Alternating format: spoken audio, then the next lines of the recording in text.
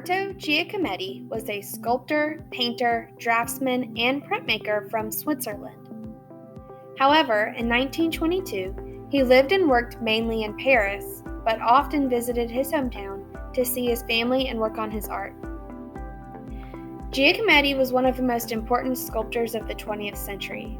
His artwork was mainly influenced by artistic styles such as Cubism and Surrealism.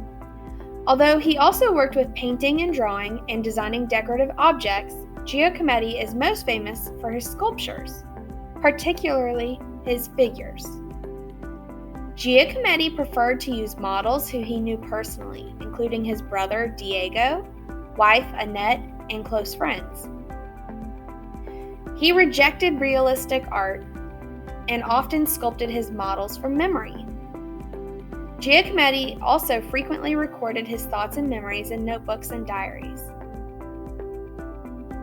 He was very hard on himself, which led to great doubts about his artwork, but this acted as motivation for the artist to keep going and trying his best.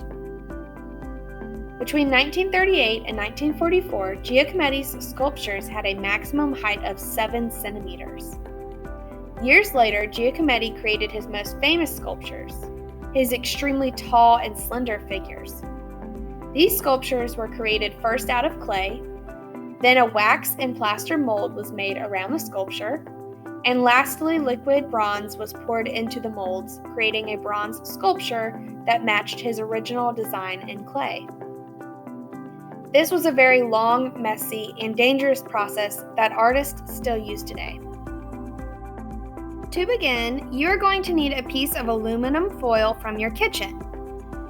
We will divide the top of our foil into 3 equal sections.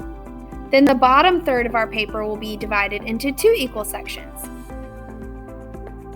Then you can carefully cut or tear along those lines.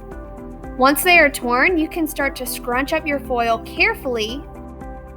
Now that you have created a sculpture inspired by Alberto Giacometti, think about what you want your figure to be doing. Is it going to be doing yoga, ice skating, or dancing, maybe even playing basketball? So think about the form you would make when doing those activities and bend your sculpture to express that form.